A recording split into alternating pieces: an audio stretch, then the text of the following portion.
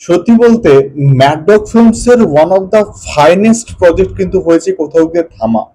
এটাকে আমি কেন বলছি তার কারণটা হচ্ছে যেভাবে ক্যামিও গুলোকে এস্টাবলিশ করেছে, যেভাবে কোথাও গিয়ে ক্যামিও গুলোকে দেখিয়েছে, অনবদ্য কিন্তু কোথাও গিয়ে হয়েছে। এবং ক্যামিও গুলোকে বেসিক্যালি কিন্তু অযথা ইউটিলাইজ কিন্তু করেনি, এটা প্রথম কারণ।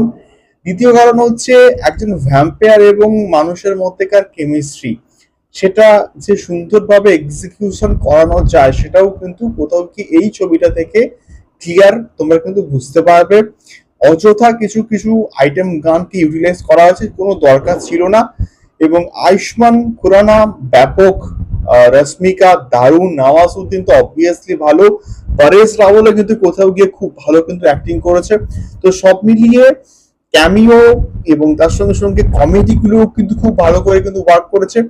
তো আমার কাছে it's a decent watch, decent one time watch কিন্তু আমার লেগেছে থামা।